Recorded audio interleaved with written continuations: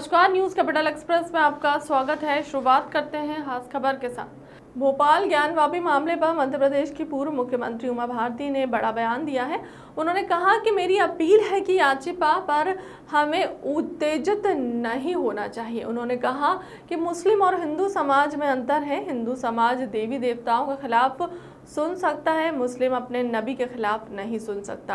पूर्व मुख्यमंत्री ने कहा कि इस देश में मुस्लिम बड़ी संख्या में रहते हैं, मेरे हिसाब से वो अल्पसंख्यक नहीं कहलाएंगे। मैं चाहती हूं कि मथुरा का मामला भी सामने आए, ये मामला भी कोर्ट में सुना जाए और निर्णय हो।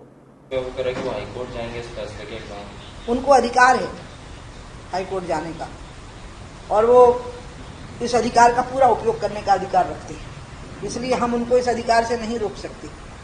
जब बात अदालत में है तो सबूतों पर लड़ाई होगी, तो फिर सबूत दोनों पक्ष प्रस्तुत करेंगे। या तो बाहर बैठ के समझौता हो जाए, जो मैं शुरू से कह रही थी कि अयोध्या मथुरा काशी पे बाहर बैठ के समझौता कर लो, क्योंकि ये डिस्प्यूट ऑफ लैंड है। डिस्प्यूट ऑफ लैंड में कोर्ट मान्यता देता है अगर आपने बाहर समझौता कर लिया और दोनों पक्ष आ गए कि हाँ हमने समझौता कर लिया है, तो माननीय कोर्ट तो स्वयं सुझाव देता है कि इस ऐसे मामले को आप बाहर सुलझा लीजिए। जब नहीं सुलझाते हैं और हम कोर्ट में पहुंच जाते हैं, तब माननीय कोर्ट किसी के अधिकार को रोक नहीं सकता, तो इसलिए वो अपने अधिकार का उपयोग करेंगे।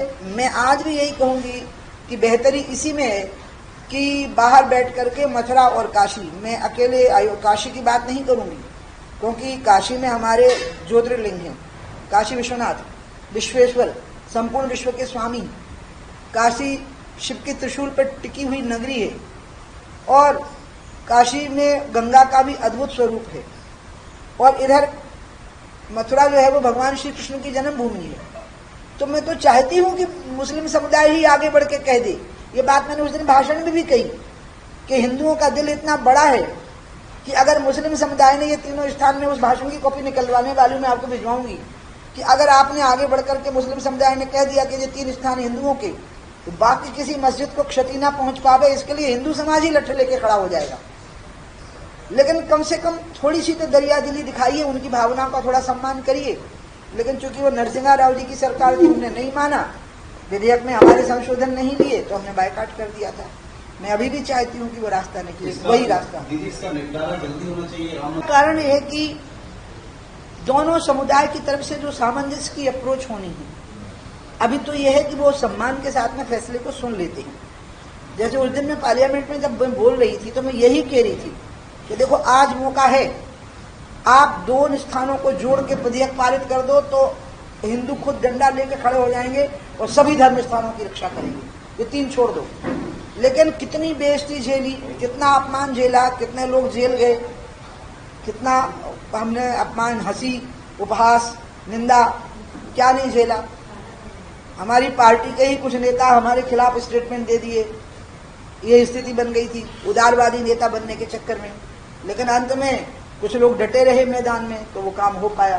तो इसलिए अगर दोनों तरफ से जेस्चर शुरू हो जाएगा तो बात बन जाएगी। इसमें अब मुस्लिम समाज की तरफ से एक अच्छा जेस्चर आना चाहिए मथुरा और काशी को लेकर के, तो आप जो कहते हैं वो बात पूरी हो जाएगी। एक जेस्चर उनकी तरफ से आना, उनको नहीं आना मथुरा में पूजा करना, उनको मक्का मदीना नहीं जाना, उनको नहीं आना है काशी में पूजा करने के लिए, उनको इबादत के लिए हज करने के लिए मक्का मदीना ही जाना, लेकिन हिंदू वहां पूजा करे, उसका मंदिर अच्छा सा बन जाए, इसमें सपोर्ट करना। ये भावना उनके बारे में हिंदू समाज के मन के अंदर होनी चाहिए, और ये रास्ता हमें निकालना पड़ेगा कि भावना उनके मन के अंदर आवे।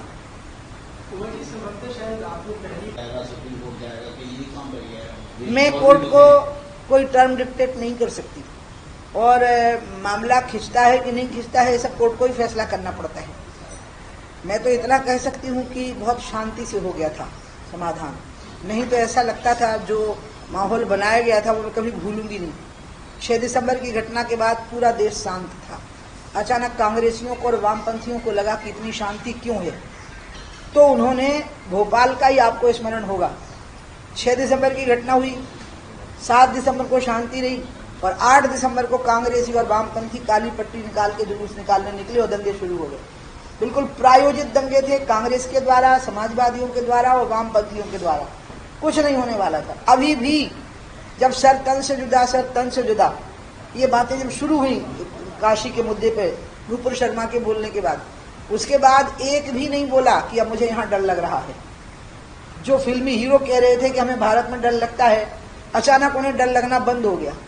जो पुरस्कार वापस कर रहे थे, उन्हें अपने पुरस्कार अपने हृदय से लगा करके ही रख लिए कि वेरी गुड, बहुत अच्छा हो रहा है कि लोगों के सिर काटे जा रहे हैं।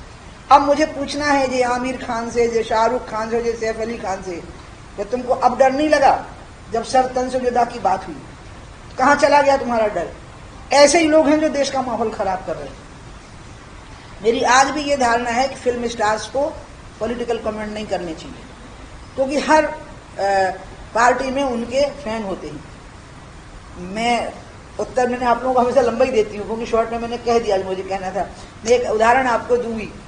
मैं एक बार हवाई जहाज में लंदन जा रही थी, तो नसीरुद्दीन शाह बैठे हुए थे फ्लाइट में। मैंने उनकी मासूम देखी हुई थी। I was very impressed with him. तो I just wanted to go and tell him, क्योंकि हम एग्जीक्यूटिव क्लास में थे, तो I just wanted to go and tell him कि आपने बहुत अच्छा काम किया उसमें। लेकिन जैसे ही मैं अपने सीट से मैं आगे थी, वीआईपी थोड़ा आगे बैठी हुई थी, मैं उठी और मैं उधर गई तो the look he gave me, तो फिर मैं वापस आ गई अपनी सीट। इसका मतलब है कि इनके अंदर नफरत का जहर भरा हुआ है। ये कितने भी बड़े आर्टिस्ट हो जाएं, लेकिन इनके अंदर नफरत का जहर भरा हुआ है, और ये जहर इनके मुंह से कहीं ना कहीं निकल आता है। मैं दंग रही हूँ उस वक्त। इसी तरह से एक बार मैंने सुभाष चंद्र भगत सिंह के बारे में कुछ कहा, तो सुभाषनी अली सांसद थी। मैं भी पहली बार की सांसद थी और सुभाषनी अली भी पहली बार सांसद बनी थी। अच्छा, तो तुम लोग भी सुभाष चंद्र को मानते हो? अच्छा, तो तुम लोग भी भगत सिंह को मानते हो? इनके दिमाग इतने छोटे हैं, इतने छोटे दिमाग के लोग हैं, वो बातें बड़ी करेंगे। ये हिंदुओं को बड़ी बातें बताएंगे और खुद एकदम छोटे दिमाग के अंदर रहेंगे, कूप मंडूकों की तरह। वो मैंने उसको कहा कि तुम क्या समझते हो कि हम नहीं मानते होंगे भगत सिंह को, सुभाष चंद्र को? ये जो छोटे दिमाग है इनका, इसने देश का नुकसान किया है।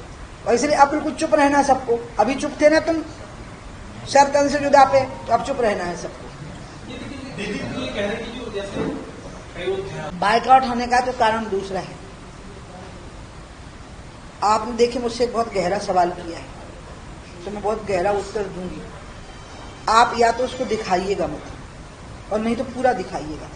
पूरा ही जा रहा है ना, वो कई जगह पे पूरा नहीं ना, आधा कर देते हैं तो बड़ा मुश्किल हो जाता है। जैसे मैंने कहा कि पुजारी विरोध नहीं किए, और उन्होंने लिख दिया पुजारी ने विरोध किया, तो मुझे तो मैंने कहा ना कि पुजारी ने विरोध नहीं किया। अब देखिए ना, मुझे वो करना पड़ा स्पष्टीकरण। आज उस स्थिति में मुझे मत लाइए जवाब में। मेरा कहना यह है कि भारत में उदारपंथी समाज रहा है। दूबा गणेश जी के सिर पे रखना और सूर्य को जल चढ़ाना, यहाँ तक की पूजा हुई। इस समाज ने ऐसी कट्टरता कभी देखी नहीं, लेकिन इस समाज में एक एलिमेंट अब तैयार हो रहा है, और उस एलिमेंट के तैयार होने के पीछे ये पुरस्कार वितरण वापस करने वालों का मौन है। उसके पीछे ये जो खान स्टार्स हैं, इनका ये कहना कि हमें यहाँ डर लग रहा है। इसके पीछे अपमानजनक ये नजरें हैं, जो एक बार मैंने भी देख ली थी। ये कट्टरपंथी जो एलिमेंट हमारे देश में आया है इस्लाम के साथ, ये एलिमेंट हमारे अंदर भी उस एलिमेंट को क्रिएट कर रहा है, हमारे अंदर भी उस एलिमेंट को क्रिएट कर रहा है। इसलिए मेरी बहुत इच्छा है कि हिंदू समाज अपना उदारवाद का मार्ग न छोड़े, और मुस्लिम समाज में हम किसी न किसी प्रकार से प्रयास करें कि वो उदारवाद का मार्ग बढ़े।